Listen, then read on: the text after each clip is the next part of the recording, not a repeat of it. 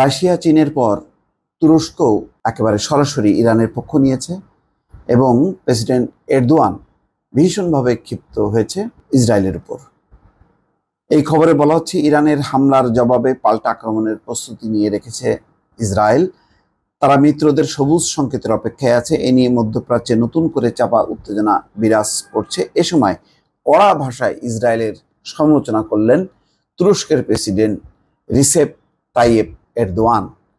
মঙ্গলবার মন্ত্রিসভার এক সভা শেষে আঙ্কারায় সংবাদ সম্মেলনে এরদোয়ান ইরান ইসরায়েল নিয়ে কথা বলেন।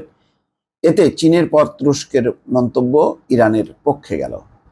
রিসেপ তাইয়েপ এরদোয়ান বলেন, ইসরায়েলের প্রধানমন্ত্রী বেনিয়ামিন নেতানিয়াহু ও তার সরকার মধ্যপ্রাচ্যে উত্তেজনার জন্য দায়ী। তার মানে সরাসরি কিন্তু দায়ী করলেন নেতানিয়াহু বা ইসরায়েল সরকারকে, যে মধ্যপ্রাচ্যে যে এখন উত্তেজনা চলছে, কোনোভাবে থামছে না, এর মূল কারণ হচ্ছে ইসরায়েল সরকার। তিনি বলেন, ইসরায়েল একটি আঞ্চলিক সংঘাত উস্কে দেওয়ার চেষ্টা করছে। দামেস্কে ইরানের দূতাবাসে হামলা ছিল তারই পরিকল্পনার একটি অংশ। ইসরায়েল যখন কি কোণঠাসা অবস্থা গাজায় এবং হামলা করতে করতে যখন নাকি সবাই নিন্দা করছিল, তখন এমনভাবে একটা হামলা তারা পরিচালনা করলো দামেস্কে, যাতে ইরান উত্তেজিত হয় এবং ইরান হামলা করলে তখন ইসরায়েল আবার তার মিত্রদেরকে যাতে সংগঠিত করতে পারে। তো সেটাই এরদোয়ান বলছে যে এটা ছিল তাদের, মানে ইসরায়েলের নেতানিয়াহুর একটা পরিকল্পনার অংশ। এরদোয়ান বলেন, যতদিন গাজায় নিষ্ঠুরতা ও গণহত্যা অব্যাহত থাকবে ততদিন আঞ্চলিক সংঘাত থাকবে।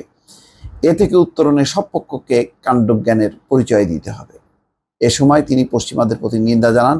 কারণ হিসেবে বলেন, তারা ইসরায়েলে ইরানের হামলার নিন্দায় ব্যস্ত, অথচ সিরিয়ায় ইরানের দূতাবাসে হামলার ঘটনায় নিশ্চুপ ছিল। এটা তো একেবারেই আন্তর্জাতিক রীতিনীতির একেবারে পরিষ্কার লঙ্ঘন। ভিয়েনা কনভেনশন অনুযায়ী কোনোভাবেই মানে কনসুলেট বা দূতাবাস এরিয়া হামলা করতে পারে না।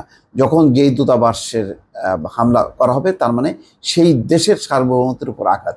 যেমন বাংলাদেশের যেই মার্কিন দূতাবাস আছে বা যুক্তরাজ্য কানাডার দূতাবাস আছে, সেই দূতাবাসে হামলা করা মানে হচ্ছে ওই দেশের ভিয়েনা কনভেনশন অনুযায়ী ওই দেশের উপর হামলা করার শামিল। সিরিয়ার রাজধানী দামেস্কে নিজেদের কনসুলেটে হামলার জবাবে ইসরায়েলে হামলা চালিয়েছে ইরান। গত শনিবার রাতের এই হামলায় শত শত ড্রোন ও ক্ষেপণাস্ত্র ব্যবহার করে দেশটি।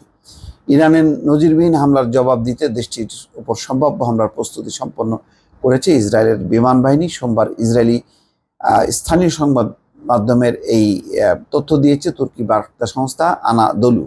এতে মধ্যপ্রাচ্যে নতুন করে উত্তেজনা বিরাজ করছে। ইরান বলছে তারা নতুন করে উত্তেজনা চায় না, তবে আক্রমণের শিকার হলে সেকেন্ডের মধ্যে ব্যবধানে তার জবাব দেওয়া হবে। বিষয়টি নিয়ে সোমবার ইরানের পররাষ্ট্রমন্ত্রী হোসাইন আমির আবদুল্লাহিয়ানের সঙ্গে টেলিফোনে চীনের পররাষ্ট্রমন্ত্রী ওয়াং ইয়ের কথা হয়েছে। ওই ফোনালাপেও ইসরায়েলে হামলা ও পরের পরিস্থিতি নিয়ে একই অবস্থান জানায় ইরান। পরে চীন বলে, ইরান তার সার্বভৌমত্ব ও মর্যাদা রক্ষা করে পরিস্থিতি ভালোভাবে সামাল দিয়েছে বলে চীন বিশ্বাস করে। এর মাধ্যমে মধ্যপ্রাচ্যে আরও উত্তেজনা এড়াতেও ইরান সক্ষম। এর আগে রাশিয়াকে অনুরোধ করেছিল ইসরায়েল যাতে এই হামলার নিন্দা জানানো হয়। তখন আবার উল্টা যে রাশিয়ার পররাষ্ট্র মন্ত্রণালয়ের মুখপাত্র বলেছে যে ইউক্রেন যখন হামলা করেছে রাশিয়ায় বেসামরিক নাগরিকদের উপর, তখন ইসরায়েল চুপ থেকেছে এবং জেলেনস্কির পক্ষে দফায় দফায় সপ্তাহে সপ্তাহে তারা বিবৃতি দিয়েছে। সুতরাং এখন কোন লজ্জায় তারা বা কোন ইয়েতে আশায়, কোন আবদারে তারা আবদার করছে, যে কিসের আবদার, যে তারা চায় যে মানে রাশিয়াও নিন্দা করুক ইরানের হামলার। অর্থাৎ রাশিয়াও রিজেক্ট করেছে ইসরায়েলের আবদার, চীনও একেবারে ইরানের পক্ষ নিল, আর তুরস্কের প্রেসিডেন্ট তো একেবারে খোলাখুলি মন্ত্রিসভার বৈঠক শেষে সংবাদ সম্মেলনে এটি উল্টা আরও ইসরায়েলকে দায়ী করেছে। দর্শক, ভালো থাকবেন। আল্লাহ হাফেজ।